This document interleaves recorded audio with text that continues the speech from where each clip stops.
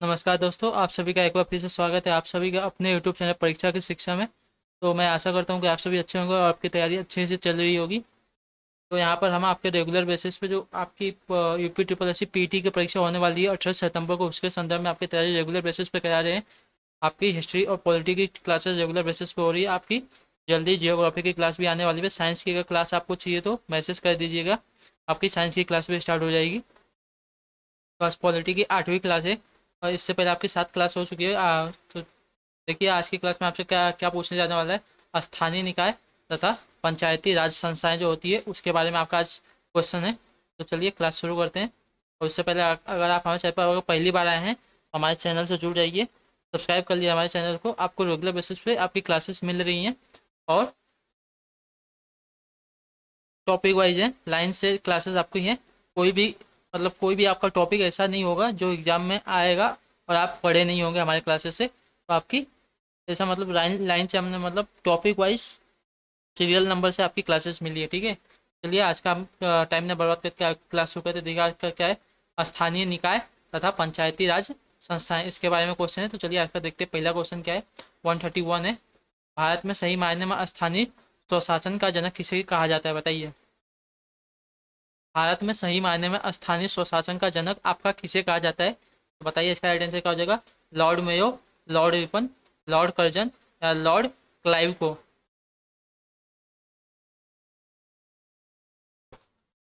स्थानीय स्वशासन का जनक आपका, तो इसका राइट आंसर हो जाएगा आपका लॉर्ड रिपन को कहा जाता है भारत में। तो ऑप्शन नंबर इसका आप लोग बी कर लीजिए। तो ऑप्शन नंबर बी है, इसका भी आंसर राइट हो जाएंगे लॉर्ड रिपन, जो थे भारत में सही मानने में अस्थायी स्वशासन के जनक माने जाते हैं, ठीक है। तो आपका नेक्स्ट क्वेश्चन देखते हैं। 32 नंबर आपका क्या पूछेगा, स्थानीय स्वशासन की सर्वोत्तम व्याख्या यह है कि यह की जा सकती है कि यह एक प्रयोग है।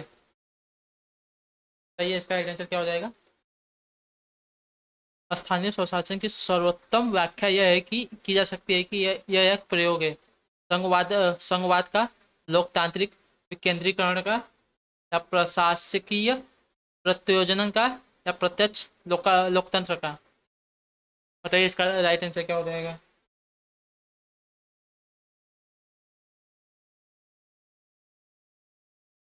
स्थानीय स्वशासन की स्थानीय स्वशासन की सर्वोत्तम व्याख्या यह की जा सकती है कि यह एक प्रयोग है तथा यह लोकतांत्रिक विकेंद्रीकरण का, ठीक है।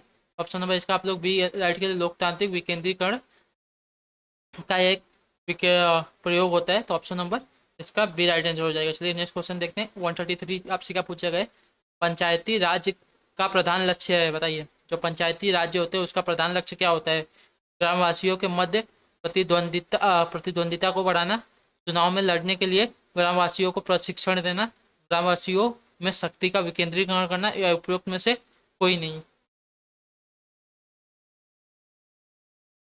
सही है, इसका राइट आंसर पंचायती राज का प्रधान लक्ष्य क्या होता है। तो ग्रामवासियों में शक्ति का विकेंद्रीकरण, ऑप्शन नंबर इसका आप लोग सी कर लिए, राइट आंसर हो जाएगा। ग्रामवासियों में शक्ति का विकेंद्रीकरण होता है, ये आपका पंचायती राज का प्रधान लक्ष्य होता है, ठीक है। चलिए नेक्स्ट क्वेश्चन देखते हैं। 134 नंबर आपका क्या पूछा गया है, पंचायती राज्य का मुख्य उद्देश्य क्या है, बताइए। पंचायती राज्य का आपका मुख्य उद्देश्य क्या पूछा गया है। कृषि उत्पादन को बढ़ाना, रोजगार बढ़ाना, लोगों की लोगों की राजनीतिक जागरूकता को बढ़ाना, या लाखों को लोगों को होना चाहिए, लोगों को विकास मूलक प्रशासन में भागीदारी का योग बनाना, बताइए। पंचायती राज्य का मुख्य उद्देश्य क्या होता है, आपसे पूछा गया है।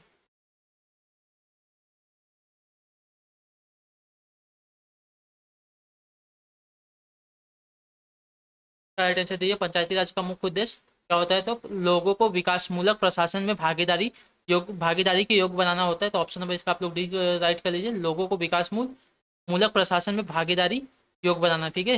नेक्स्ट क्वेश्चन देखते हैं आपका। 35 नंबर आपका क्या पूछा गया।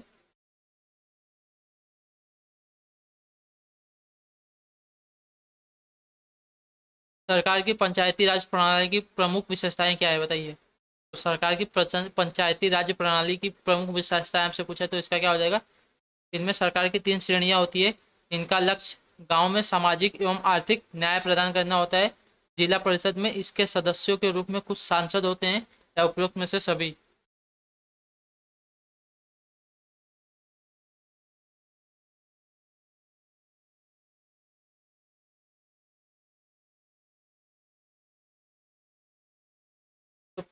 सरकार की पंचायती राज प्रणाली का प्रमुख विशेषताएं देखिए आपकी क्या क्या होती हैं।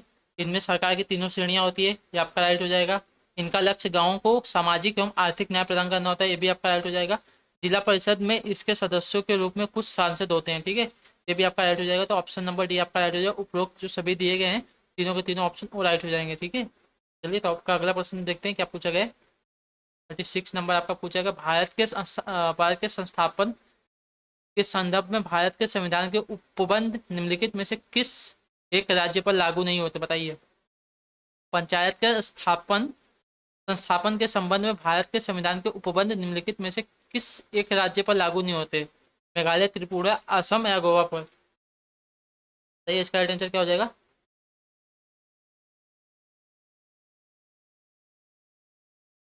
तो आपका मेघालय राज्य है। यहाँ पर आपको पंचायत के संस्थापन के संबंध में भारत के संविधान में उपबंध निम्नलिखित जो होता है उस राज्य पर लागू नहीं होता, मेघालय वाले राज्य पर। ऑप्शन नंबर इसका आप लोग ये राइट आंसर कर लीजिए, ठीक है। चलिए नेक्स्ट क्वेश्चन आप देते हैं। 137 नंबर आपका क्या पूछा गया है।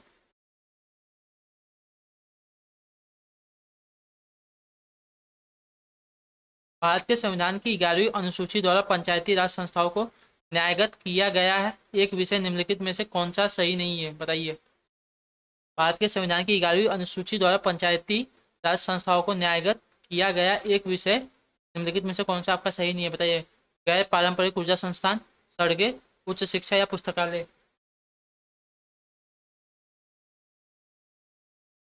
तो आपका उच्च शिक्षा जो है ये आपका राइट आंसर हो जाएगा। जो उच्च शिक्षा दिया गया है ऑप्शन नंबर सी इसका right हो जाएगा। भारत की 11वीं अनुसूची द्वारा पंचायती राज संस्थाओं को न्यायगत किया गया है कि जो आपकी उच्च शिक्षा होती है ये आपका सही विकल्प नहीं है, ठीक है। चलिए नेक्स्ट क्वेश्चन देखते हैं। 180 138 आपको दिया है, देखिए कि आप बहुत बड़ा क्वेश्चन है, थोड़ा छोटा कर लेते हैं, शायद आपको नहीं दिख रहा होगा। अब शायद दिख रहा हो, एक मिनट रुकिए। पहले पहले इतना पढ़ देते हैं। 73वें और 74वें संविधान अधिनियम के विषय में निम्नलिखित में से कौन से कथन सही नहीं है, बताइए। इससे सभी राज्यों के लिए यह अधिदेशात्मक हो जाता है कि वे शासन का 3 स्तरीय प्रणाली को स्थापित करें। प्रतिनिधि 5 वर्ष के लिए प्रत्यक्ष निर्वाचित होने चाहिए। सभी पंचायतों में सभी स्तरों पर कुल सीटों की 1/3 सीटों का महिलाओं के लिए अनिवार्य आरक्षण होना चाहिए। बताइए इसका राइट आंसर क्या हो जाएगा। 73वें और 14वें संविधान अधिनियम के विषय में निम्नलिखित में से कौन सा कथन सही नहीं है, बताना है आपको। आपके 3 यहाँ पे कथन दिए गए, इनमें से आपको बताना है कौन सा सही नहीं है, सॉरी कौन सा सही है। सही कथन है आपको बताना है। तो देखिए इसका राइट आंसर क्या हो जाएगा, सभी लोग बताने की कोशिश कीजिए।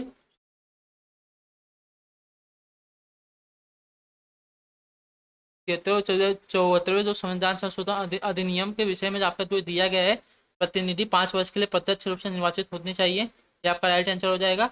और सभी पंचायतों में सभी स्तरों पर कुल सीटों की 1/3 सीटों का महिलाओं के लिए अनिवार्य आरक्षण होना चाहिए, ठीक है। तो ये वाला जो आपका दिया गया है ये दोनों ऑप्शन राइट हो जाएंगे। तो देखिए दूसरा और तीसरा किस में दिएगा, ऑप्शन नंबर बी एक पर राइट हो जाएगा। यहाँ पे देखिए आपका ऑप्शन नंबर जो बी दिया है 2 और 3 वो राइट हो जाएगा, ठीक है। तो प्रतिनिधि जो 73 और 14 संविधान संशोधन में जो अधिनियम बदले गए थे वो बनाए गए हैं, उसमें देखिए प्रतिनिधि 5 वर्ष के लिए प्रत्यक्ष रूप से निर्वाचित होने चाहिए और सभी पंचायतों के सभी स्तरों पर कुल 1 सीटों के लिए महिलाओं के लिए अनिवार्य आरक्षण होना चाहिए। तो ऑप्शन नंबर 2 और 3 आप लोग याद रखिएगा, जो आपका कथन दिया गया ये दोनों राइट हो जाएगा। चलिए नेक्स्ट क्वेश्चन देखते हैं। आपका 139 आपका क्या पूछा गया है। ग्राम सभा का अभिप्राय है, बताइए। जो ग्राम सभा होता है उसका अभिप्राय अभिप्राय क्या है। एक, पंचायत क्षेत्र के लोग, ठीक है। दूसरा दिया गया आपका जिला अधिकारी के से अभिसूचित विशिष्ट लोग। ऑप्शन सी देखिए, ग्राम स्तर के पंचायत क्षेत्र के निर्वाचन नामावली में पंजीकृत लोग या पंचायतों के सदस्य। बताइए क्या है जो ग्राम सभा का अभिप्राय क्या होता है। बताइए इसका आंसर क्या हो जाएगा। ग्राम सभा का जो अभिप्राय होता है वो देखिए होता है ग्राम ग्राम स्तर के पंचायत क्षेत्र में निर्वाचन नामावली में पंजीकृत जो लोग होते हैं वो आपका ग्राम सभा का अभिप्राय होता है। ऑप्शन नंबर आप लोग इसका सी राइट कर लीजिए, ठीक है। हो जाता है ग्राम सभा का अभिप्राय ग्राम स्तर के पंचायत क्षेत्रों के निर्वाचित नामावली में पंजीकृत जो लोग होते हैं वो ग्राम सभा के अभिप्राय होते हैं। ऑप्शन नंबर इसका सी राइट आंसर हो जाएगा। चलिए नेक्स्ट क्वेश्चन आपका देखते हैं। 140 आपका देखिए क्या पूछा गया है। वर्ष 1977 में पंचायती राज व्यवस्था की समीक्षा के लिए गठित समिति की अध्यक्षता किसने की थी, बताइए। जो वर्ष 1977 में पंचायती राज व्यवस्था की समीक्षा के लिए गठित समिति की अध्यक्षता किसने की थी आपकी। बलवंत राय मेहता, अशोक मेहता, के एन काटजू या जगजीवन राम।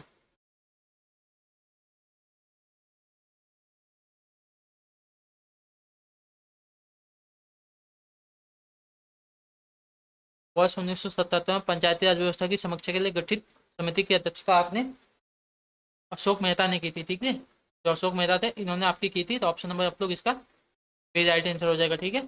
नेक्स्ट क्वेश्चन आपका 141 देखिए क्या पूछेगा। अशोक मेहता समिति निम्नलिखित में से किस मुद्दे पर सिफारिशें देने के लिए गठित की गई थी, बताइए। अशोक मेहता जो समिति थी वो किस मुद्दों पर सिफारिशें देने के लिए गठित की गई थी। केंद्र एवं राज्यों के बीच कर राजस्व का बंटवारा, पंचायती राज व्यवस्था, राज्यपालों की नियुक्ति या राष्ट्रपति एवं उपराष्ट्रपति के चुनाव के लिए।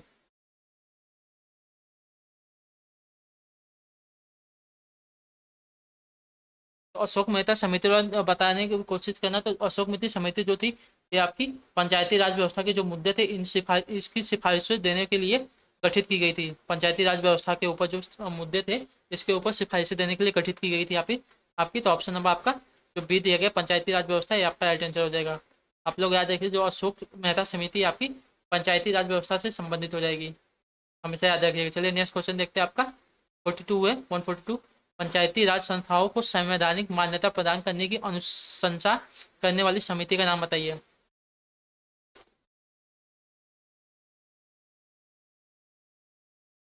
बताने की कोशिश, पंचायती राज संस्थाओं को संवैधानिक मान्यता प्रदान करने की अनुशंसा करने वाली समिति का आपका नाम, तो LM सिंघवी समिति, ठीक है, वैसे याद रखिएगा। LM सिंघवी समिति आपका राइट आंसर हो जाएगा। तो ऑप्शन नंबर सी जिसका भी उत्तर इसका ऑप्शन नंबर सी आपका राइट कर लीजिए। जो ML सिंघवी दिया गया है, ML सिंघवी समिति आपका राइट आंसर हो जाएगा। जबकि पंचायती राज संस्थाओं को संवैधानिक मान्यता प्रदान करने की अनुशंसा करने वाली समिति थी आपकी LM Singhvi. Option number C इसका राइट। चलिए नेक्स्ट क्वेश्चन 143 आपका लास्ट क्वेश्चन है आज का। देखते हो आपको पूरा दिख रहा है नहीं, आपका ऑप्शन नंबर डी आपसे नहीं दिख रहा है। एक मिनट बस, बस छोटा कर लेने दीजिए, अभी पूरा दिख रहा है। तो देखिए आपका क्वेश्चन क्या पूछा गया है। टीडीपी एवं एनईएस के पुनर्गठन के लिए वर्ष 1957 में एनडीसी द्वारा स्थापित समिति का नाम बताइए जिसने ग्रामीण स्थानीय सरकार की त्रिस्तरीय प्रणाली को सुझाव दिया था। टीडीपी और एनईएस के पुनर्गठन के लिए वर्ष 1957 में एनडीसी द्वारा स्थापित समिति का नाम बताना है जिसने ग्रामीण स्थानीय सरकार की त्रिस्तरीय प्रणाली का सुझाव दिया था। बलवंत राय मेहता समिति, अशोक मेहता समिति, प्रजातांत्रिक विकेंद्रीकरण पर महाराष्ट्र समिति या ग्राम नगर संबंधी समिति।